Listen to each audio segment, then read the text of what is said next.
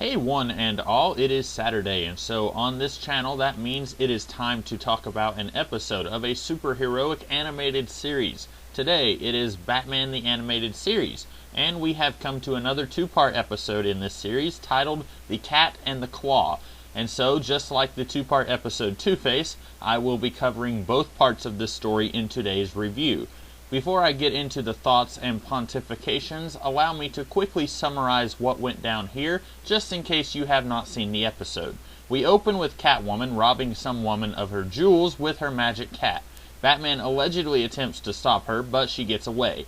Then we see Bruce Wayne at a charity where women get to purchase men. Selina Kyle pays $10,000 for Bruce to save the animals. They attempt to go for a date, but Selina gets sidetracked by some evil scumbag corporate guy who wants to sell a potential habitat for lions to make a golf resort.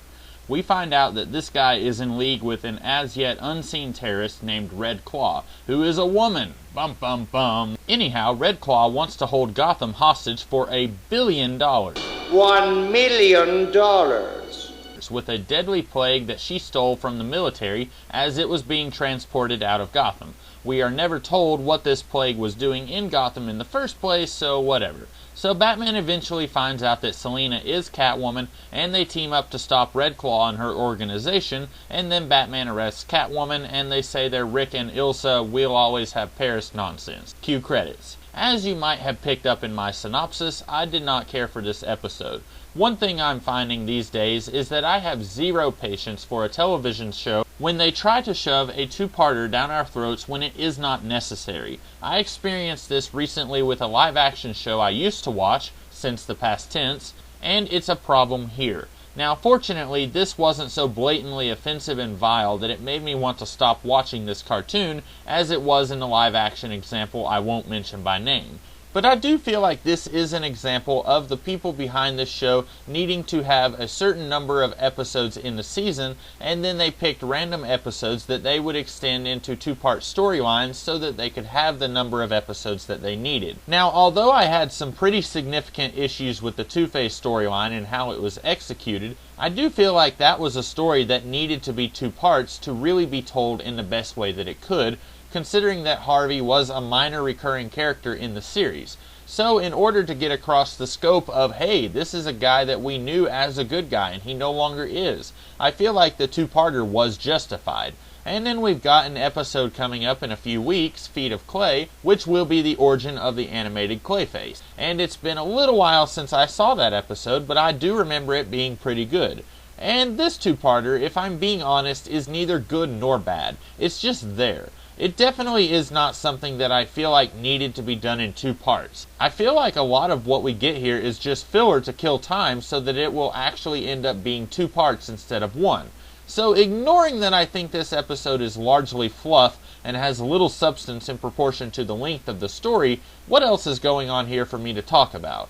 Well, what about the first encounter with Catwoman? Throughout about 95% of this episode, we are led to believe that she is basically an extreme activist. Everyone she fights or rails against is evil and is mean to puppies, and she aims to fix that.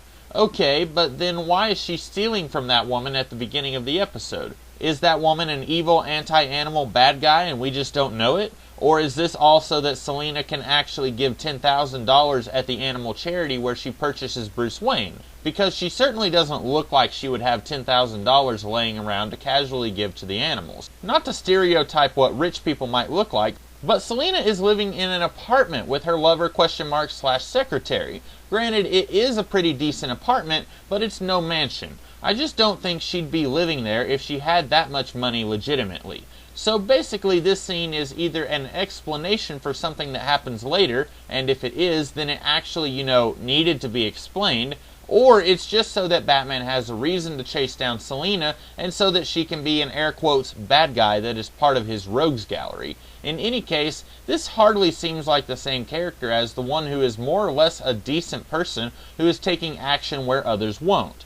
And then we have the, let's just call it a romance between Batman and Catwoman. If you watched my lengthy review / rewrite on the X-Men films, I talked for quite a bit about how unbelievable the romance between Jean and Wolverine was in those movies. Over the span of about a day, Wolverine apparently falls in love with Jean Grey.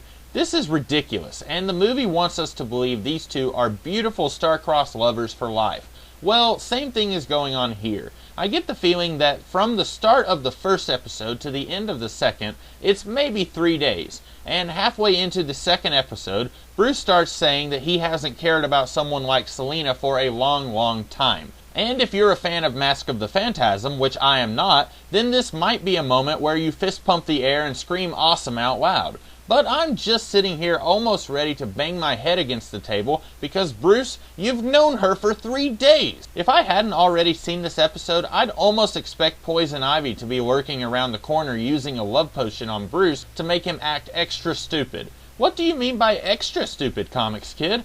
Well, haven't we seen Batman use Ebola to capture criminals who try to run away from him in this series? I can't actually point to a specific episode without just going through and watching every episode in this series, but I know that we have seen this before.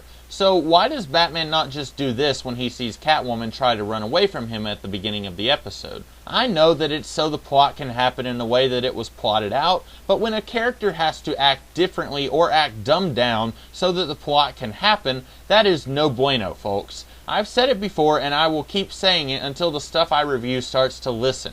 So this whole first encounter between Batman and Catwoman really feels like it came out of Batman Returns, and not in a good way. I know I haven't spoken much about the live-action Batman movies on this channel, and I do aim to remedy that sometime in the near future, as I have a lot to say about all of those movies, both good and bad. But this really just feels kinda hokey and cliched. The whole idea of, oh look, the hero and the villain are in love with each other, goes all the way back to King Arthur, and it has traveled up the pop culture lifespan all the way to Sherlock Holmes, which is most definitely where the Batman creators of old got the idea. But here's the thing, there's really nothing here beyond the novelty of it. I do not ever buy Batman with a lady love, any lady love, because he's much too focused on his work of ridding the city and the world of the criminal element. So all of this flirty-wordy stuff between these two just feels silly. I'd maybe be able to accept this if Catwoman was a fellow hero, and she almost sorta is, but then there's that whole cat burglar thing. I just don't see Batman even entertaining the idea of getting lovey with a criminal, which fortunately we don't see his character degrade itself that far, but he does seem to be genuine in his love for Selina, and it just doesn't feel like this episode earned that. This is another example of where this show would have really benefited from more of an ongoing arc structure instead of standalone episodes that can be viewed in any order. I would have been fine with Batman having a strained but developing relationship with Selina if this was the beginning of a will they won't they thing. Like they meet for the first time here, then over the course of 20 episodes or so, they're much friendlier with each other and maybe even patrol together. Although what I do know of the later episodes of this series suggests that this could not have happened, as the executives like to say that episodes could not happen at all unless Robin was a central figure, at least in the later episodes. That would have been just fine, but the way this series is structured, we won't even be seeing Catwoman again for another 10 episodes, and by then, we'll be meant to accept the alleged romance between these two when I just don't buy it here in the first place. So I've spent a great deal of time nitpicking, so I guess I just need to talk about Red Claw, the actual villain of this episode. There's a great deal of emphasis put on the fact that Red Claw is a woman. I guess it's surprising for the audience because when we hear Gordon and Batman talking about Red Claw, they use the personal pronoun him. So it's alarming because this episode has straight up told us that Red Claw is a dude. But if they hadn't drawn any attention to the sex of the villain, it really wouldn't have been an issue, right? It's just as big of a deal that Batman has fought Poison Ivy and Catwoman, right?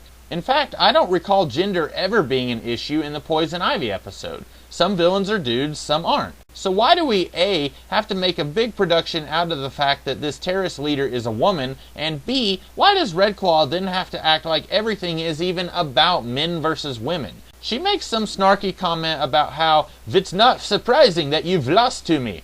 Okay, really? Women being irrationally discriminatory toward men is just as bad as men being irrationally discriminatory toward women. Just because one probably happens more than the other does not make the lesser occurring one okay. Not to mention, what exactly is Red Claw's goals here? Besides getting $1 billion.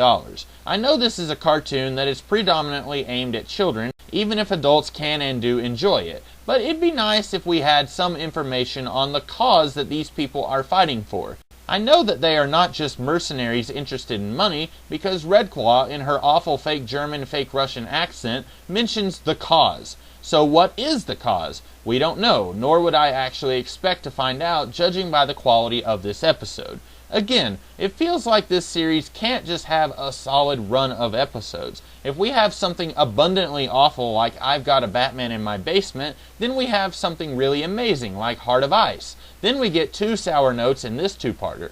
I guess by this logic, the next episode is going to be really amazing. I guess we'll have to see in 2 weeks. In the meantime, come back next Saturday to hear me talk about an episode of the Legion of Superheroes cartoon. I do hope that I didn't get too negative here, though I must admit that I am more likely to exude a positive attitude if the episode that I am reviewing is better. But if you did like this video, then I encourage you to hit the like button, and don't forget to share, comment, and subscribe. Next week I will have lots of lovely videos for you guys, so keep an eye out for those. In the meantime, I'll see you later. Have a great day.